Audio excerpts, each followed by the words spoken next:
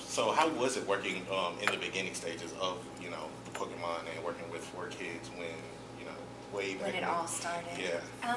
It was, to be quite honest with you, nobody really knew if Pokemon was going to be anything. We knew or were told that it was going to go on TV, but didn't really believe it.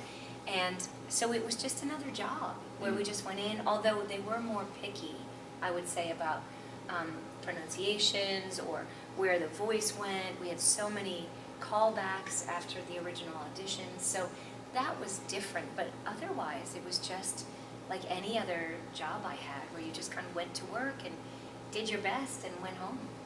So, and then here we are, all these years later, still talking about it. It's pretty amazing. Seriously, it's a legacy role for you.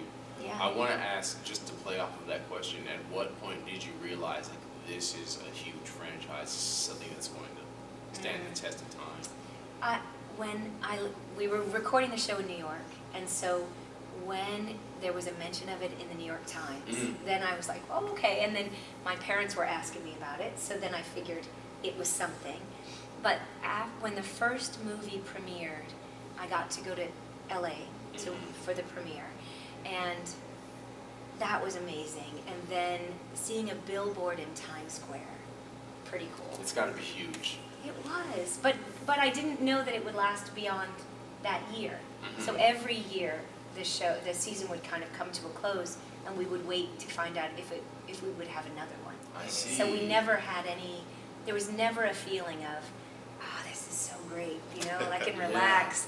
Everybody was working a million jobs and just doing this and all of that. So I think it's more now that you realize how big it is, because all the 10-year-olds are now 30 plus, and now we're all really talking about what it meant to all of us, and the nostalgia for it is so much bigger.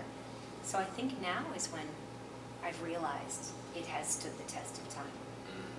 Was there ever like a big moment that a fan just came up to you and just said, you really helped me get through like some tough times, or just like watching you, on TV or listening to you on TV? Right. I think a lot of times that happens because you don't realize we all have certain shows or games or things and friend groups even, that kind of buoy you through the tough times. And Pokemon was there for so many people.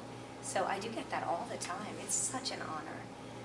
Just that, even that you got up early in the morning, or that you watched the show, that your friends watched it and talked about it at school together. It's such an honor.